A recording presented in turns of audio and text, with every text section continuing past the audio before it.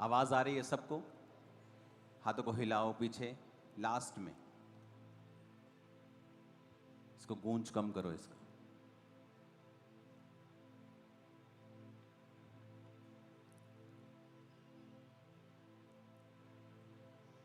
तो जब अब मिसाइल्स आ रही थी और लोग, क्योंकि एक मिसाइल का जो भार है वो 50 किलो से लेकर 200 किलो तक होता है, जो छोटी मिसाइल्स हैं। और ये नहीं कि ऊपर नष्ट हो रही तो नीचे उनका मलबा आ रहा था, लोगों के सिर पे गिर रहा था, कईयों के घर में गिरा, कईयों के पशुओं पे गिरा। तो मैंने पिछले संडे आपको बोल दिया था कि अगर आप प्रेयर नहीं करते हैं तो इस बार आप मजबूर होंगे प्रार्थना करने के लिए, क्योंकि जो होने वाला है ये होगा। आपकी प्रेयर इसे रोक नहीं पाएगी, पर आप सुरक्षित रहेंगे। तो आप सुरक्षित बैठे हैं यहां पर आज।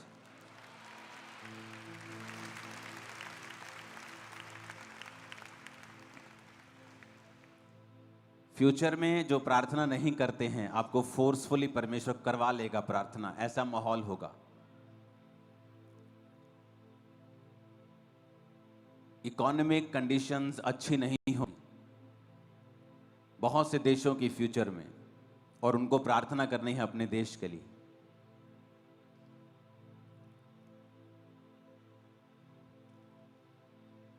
हमें फिर से पुराने समय में वापस जाना होगा, क्योंकि जैसे जैसे कलीसिया आगे बढ़ी, टाइम बढ़ा, टेक्नोलॉजी को अपना लिया, नए सिस्टम को अपना लिया, लेकिन जो हमारा बेस था, जो हमारा नींव थी, हमने उसे छोड़ दिया। हमें लगा इंटरनेट पे हम फेसबुक पे वचन शेयर कर देंगे, हमारा काम हो गया। हमें लगता है इंस्टा के ऊपर 2 पोस्ट डाल देंगे, हमने परमेश्वर का काम कर दिया। लेकिन कलीसिया को फिर से वापस जाना होगा पहले सदी में। 33 ईस्वी के बाद, प्रभु यीशु मसीह के बाद अगर आप कलीसिया को देखेंगे तो उनका जो मेजर काम था, जो लोग बचते थे कलीसिया में आते थे, उन कलीसिया का मेन काम था प्रार्थना करना और सुसमाचार को फैलाना। और वचन क्या कहता है कि लोग कलीसिया में आते थे और कलीसिया के खर्चे, कलीसिया के लोग अपनी प्रॉपर्टीज, अपने पैसे को देते थे। तो ऐसे तो सारी कलीसिया ही कंगाल हो जाएगी एक दिन। एक बंदा है, 2 बंदे एंटर करेंगे, अपना घर बेचेंगे, इस हफ्ते का हमने किराया निकाल लिया, इस हफ्ते का हमने राशन का बिल कलीसिया का पे कर दिया, तो सब गरीब होते जाएंगे। ऐसा नहीं था, क्योंकि जैसे जैसे लोग बोते जाते थे, अगर वो एक घर बोते थे, परमेश्वर 2 देता था, तो कलीसिया की फाइनेंशियल हालत भी अच्छी होती जा रही थी। लेकिन अगर आप मुकेरिया क्रूसेड के लिए खुदाबंद की तारीफ करो जोर से।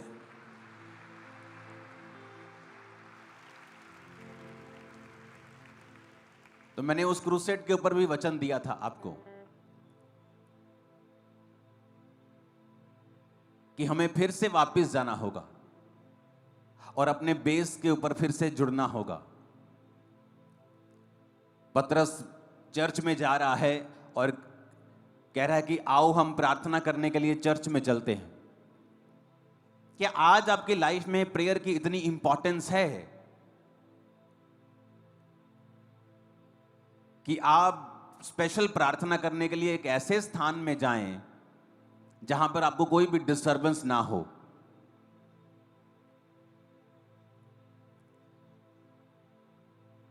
बहुत से लोग छुट्टी मनाने जाते हैं, अच्छी बात है, लेकिन कभी आपने प्रेयर के लिए छुट्टी की है कि आज मैं प्रेयर करूंगा पूरा दिन, चलो आज 2 दिन में मैं चलता हूं पहाड़ों के ऊपर और मैं प्रार्थना करके आऊंगा? आज जब प्रेयर लाइफ का स्थान आपने सेकेंडरी कर दिया है, इसीलिए कलीसिया संघर्ष कर रही है उन आशीषों को पाने के लिए जो आशीषें प्रथम कलीसिया में बिना मांगे मिल जाती थी।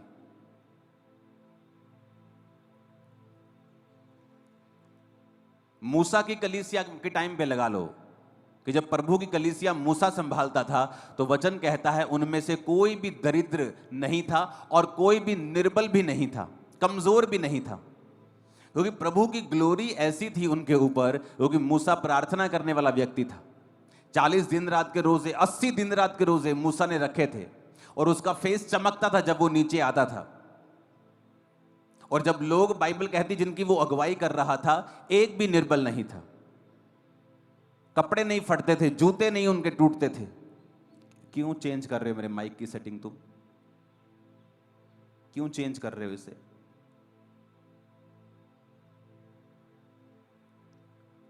सब बोलो हालेलुया। तो सेकंड कलीसिया जब जीसस क्राइस्ट के टाइम पे जब वो जी उठ गए और मूसा आया, तो वचन कहता है कि पतरस आया और चेले आए। पुराने नियम में मूसा था, नए नियम में यीशु मसीह के बाद चेले आए। तो वो भी क्या थे? प्रार्थना करने वाले। स्पेशल दोपहर के, तीसरे पहर दोपहर के समय प्रार्थना करने के लिए चर्च में जा रहे हैं स्पेशल, और वहां पे लंगड़ा मिलता है और वो उसको हील करता है। हीलिंग भी तब हो रही है जब उनकी लाइफ में प्रेयर का एक स्थान था। मोस्टली लोग क्यों पैनिक कर जाते हैं आज?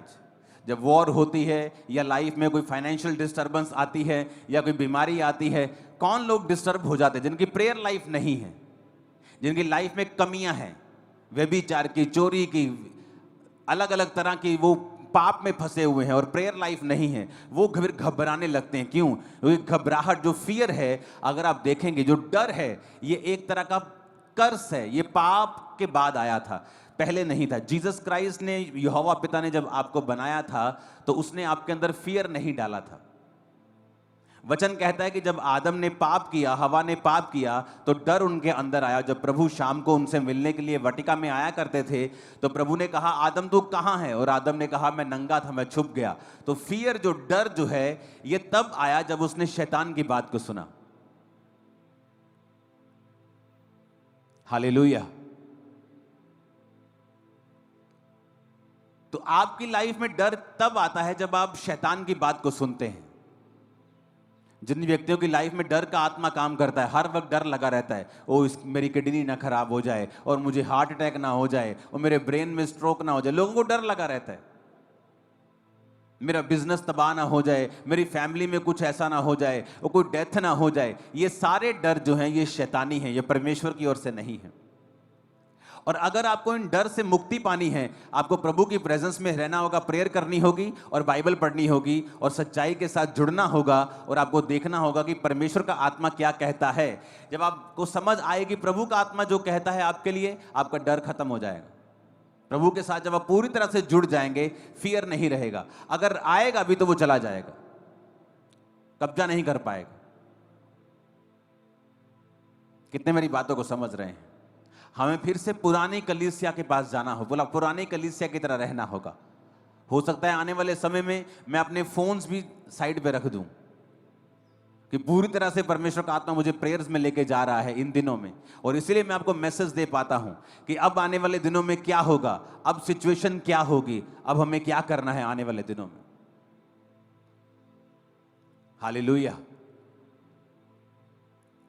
कलीसिया का जो रोल है आने वाले दिनों में वो प्रेयर्स का है। ऐसा नहीं हो सकता कि आपका पास्टर्स प्रेयर में रहे, आपकी पास्टर्स की टीम्स प्रेयर में रहें और कलीसिया की प्रार्थना 1 घंटे की हो। कईयों की दी 1 घंटे की भी नहीं है। उन्हें प्लीज आज शर्म आनी चाहिए और अपनी प्रेयर को बढ़ाने का आपको एक वायदा करना चाहिए। क्योंकि जब आप प्रेयर नहीं करते हैं और अलग अलग तरह के अटैक्स आपकी लाइफ पर शैतान करता है, आप डर जाते हैं, फिर आप अपनी कलीसिया को तंग करते हैं, पास्टर्स को तंग करते हैं, काउंसलिंग टीम को तंग करते हैं, लेकिन आप अपनी प्रेयर्स को बढ़ाना नहीं चाहते। ले हैंड आपकी हेल्प करता है, लेकिन ले हैंड सारा कुछ नहीं है। वचन आपकी हेल्प करता है, पवित्र आत्मा आपकी हेल्प करता है कि आप अपनी मेहनत भी साथ में करें और प्रेयर साथ में करें। कितने मेरी बात को समझ रहे हैं? अगर आप वो प्रेयर्स नहीं करेंगे, खुद मेहनत नहीं करेंगे, आप कच्चे विश्वासी होंगे। आपका जो घर है वो एक फेथ के ऊपर नहीं बना होगा, वो चट्टान के ऊपर नहीं बना होगा। पौलुस जा रहा है बाहर, शहर के बाहर, क्यों? ये कहीं वहां प्रार्थना करने का नदी के किनारे स्थान होगा, यानी वो प्रार्थना करने के लिए एफर्ट्स लगाते थे। मैं तो लोगों को ये भी बोलता था कि अगर आपके घर में प्रार्थना करने का स्थान नहीं है, अपने कहीं साथ में, कहीं मोहल्ले में, कहीं एक छोटा सा किराए पे कमरा ले लीजिए जहां पर जाकर आप रोज प्रार्थना कर सकें। प्रार्थना करने को इतना महत्वपूर्ण बनाएं अपनी लाइफ में कि ये आपकी लाइफ में फिर काम करने लगेगा। जब आपको इसका सीक्रेट, आपको इसका रिजल्ट आने लगेगा, आपको मालूम होगा कि प्रेयर मेरी क्रिश्चियन लाइफ में नंबर 1 मोस्ट इंपॉर्टेंट चीज है। और बाइबल कहती है जब पौलुस शहर के बाहर जाके प्रार्थना करने लगता है तो वहां उसे औरतें मिलती हैं, वो वचन सुनाते और सब तौबा करके बपतिस्मा लेते, उनके घराने भी बचाए जाते हैं। तो साल्वेशन भी प्रेयर का ही एक रिजल्ट है। और हीलिंग भी जो पतरस ने की, कि जब वो प्रार्थना करने के लिए चर्च में जा रहा था तो लंगड़ा मिला, लंगड़ा चलाने के लिए नहीं गया, वो प्रेयर करने के लिए जा रहा था। हमें ये बात बड़े ध्यान से समझनी है कि हमें अगर प्रेयर लाइफ को हमने नहीं अपनाया तो हमें सफर करना पड़ेगा, क्योंकि दिन बुरे हैं। जब 16, 17 में, 14 में ये मैसेज मैंने देने शुरू किया था कि आने वाले दिन बुरे होंगे और अंधेरे में होंगे, लोगों को लगता अब इससे अंधेरा क्या हो सकता है। तो जब अंधेरा शुरू हुआ, जब कोविड शुरू हुआ, जब युद्ध की बातें शुरू हुई, ये कम होने वाली चीजें नहीं है। आपको लगता है फ्यूचर में कुछ रिलैक्स हो जाएगा, कुछ अच्छा हो जाएगा, लेकिन फ्यूचर डार्क के बाद, डार्कर के बाद, आगे के बाद, वो बुरे के बाद बुरा ही होगा। इसलिए मसीह लोग ज्यादा नजर आएंगे, वो ज्यादा चमकेंगे। जिस तरह रोशनी अंधेरे में ज्यादा चमकती है, आप ज्यादा चमकेंगे आने वाले समय में। मैं आपको बता रहा हूं।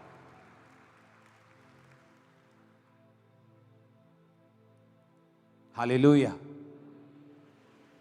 जिन लोगों को आप वर्ल्ड लेवल के ऊपर आज काम करता देख रहे हो, Donald Trump, president Donald Trump जैसे कई ऐसे लीडर्स बहुत कम हैं जो आत्मा के द्वारा चलते हैं। अब यूएस प्रेसिडेंट के आसपास कई बार जब वो प्रार्थना करने के लिए इनवाइट करता है, प्रेयर ब्रेकफास्ट करता है, बहुत सारी चीजें करता है, आप कभी ध्यान से देखना, उसके आसपास जो पास्टर्स हैं, मोस्टली अपनी कलीसिया के जैसे पास्टर्स, जिनकी बड़ी बड़ी कलीसियाएं हैं, जो आत्मा का काम करते हैं, आप सारे डोनाल्ड ट्रंप के आसपास देखोगे उस पर ले हैंड करके प्रार्थना कर रहे होते हैं। वो भी इस बात को समझता है कि मुझे अगुवाई की जरूरत है, मुझे स्पिरिचुअल लोगों की जरूरत है।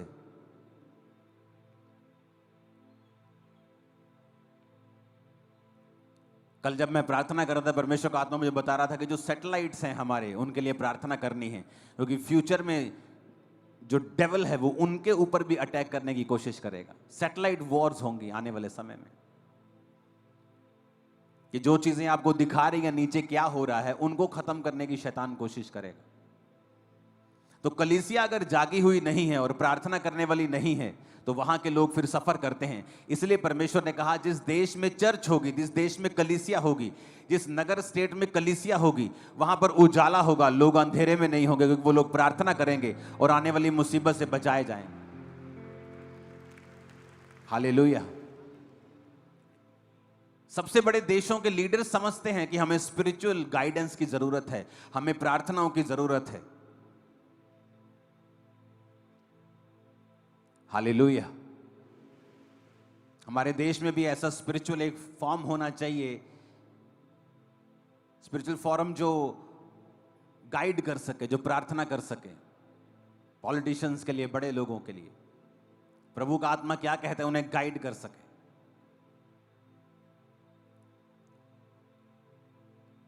कलीसिया को प्रार्थना करनी होगी आपके बच्चों के लिए, अपने पास्टर्स के लिए, परमेश्वर की बेदारी के लिए, परमेश्वर के प्लान के लिए।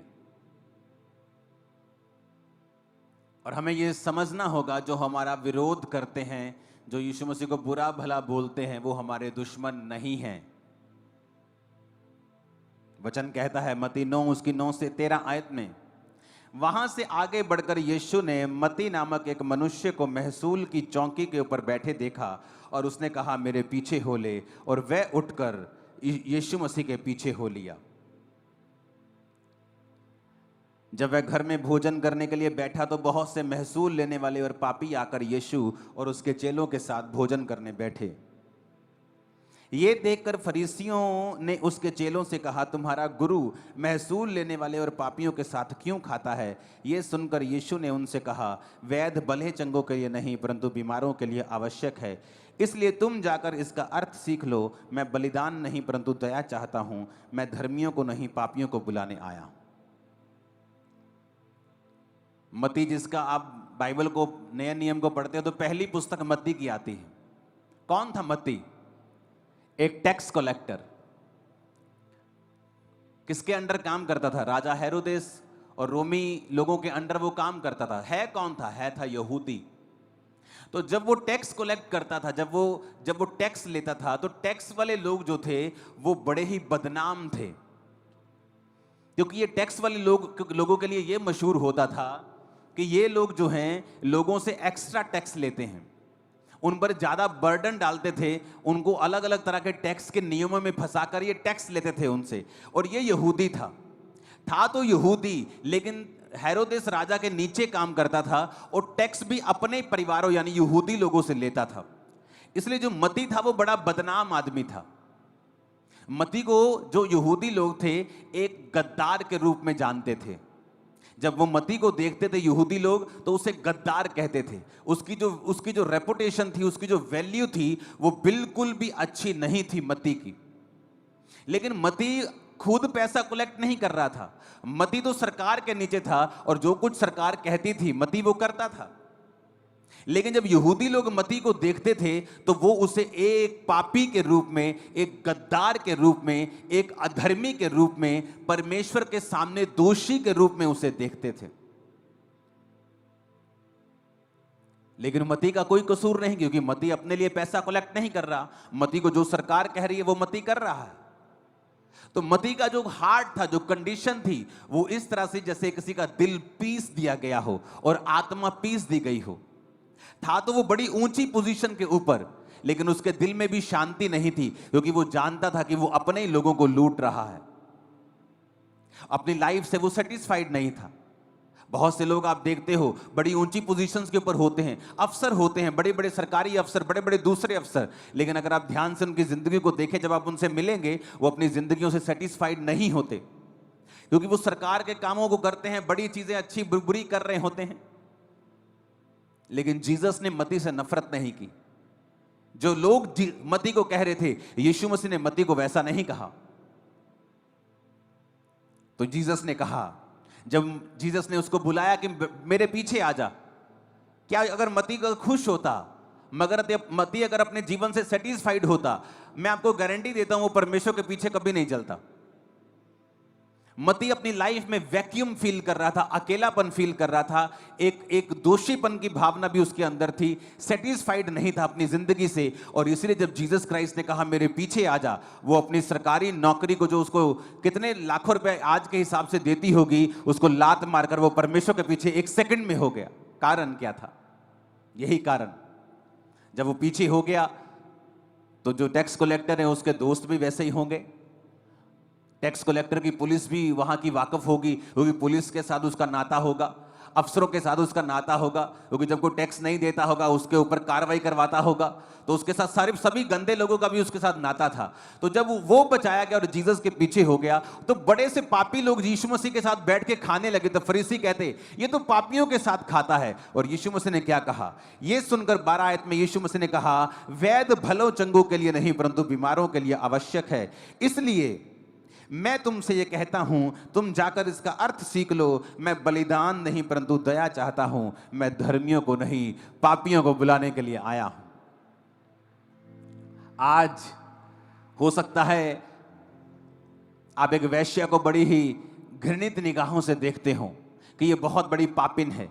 आपके एरिया के ड्रग स्मगलर को आप देखते हो कि ये बहुत बड़ा पापी है, लेकिन कभी भी आपने उनको सुसमाचार नहीं दिया। आपने जो मोहल्ले में बदमाशी करता है आपने उसे बुरा जान लिया, लेकिन कभी भी सुसमाचार नहीं दिया।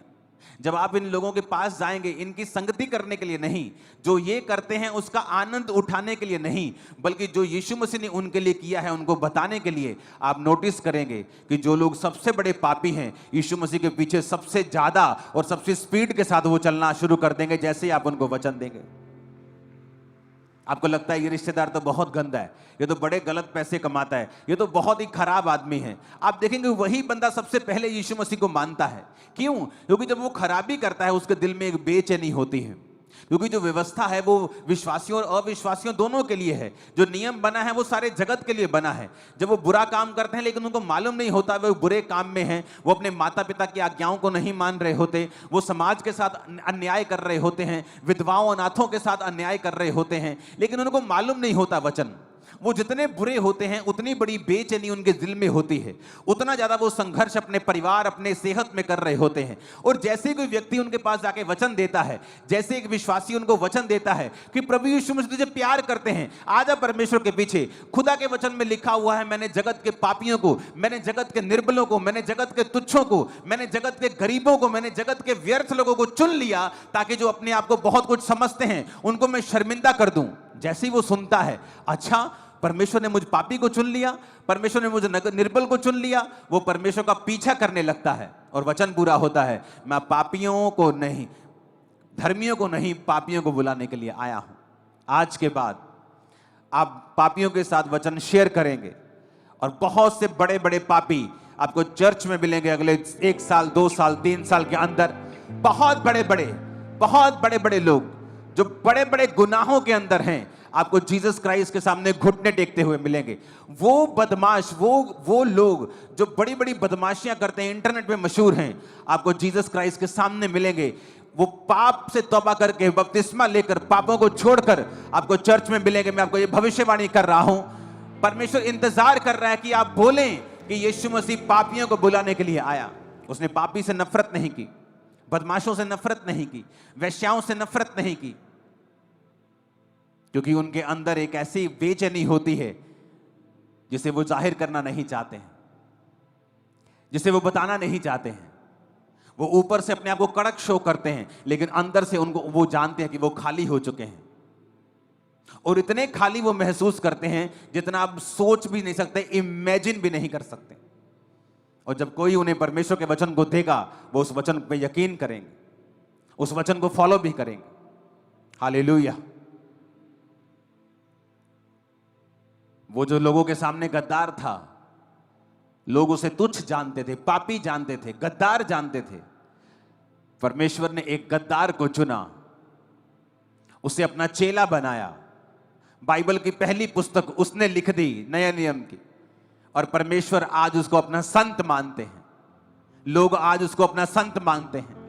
प्रभु कहता तू मेरा संत है, तू प्रेरित है, आज से तू प्रेरित कहलाएगा। कितने मेरी बातों को समझ रहे हैं?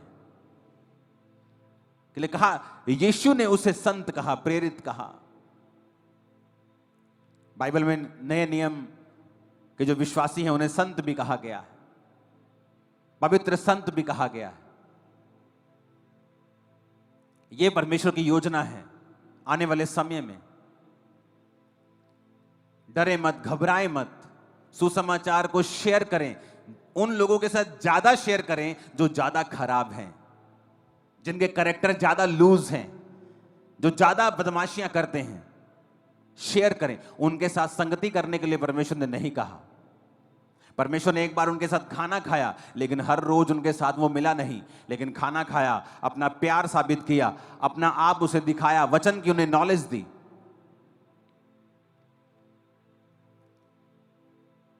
अपने दोनों हाथों को उठाओ। आज यीशु मसीह आपको मसा करेंगे और आप बहुत से लोगों को सुसमाचार सुनाएंगे और उन्हें बचाएंगे। परमेश्वर का अभिषेक आज से आपकी बॉडीज, आत्माओं के ऊपर ठहरा रहेगा। यीशु मसीह के नाम में आमीन हो। चाहिए आशीष आपकी। मैंने कहा आमीन।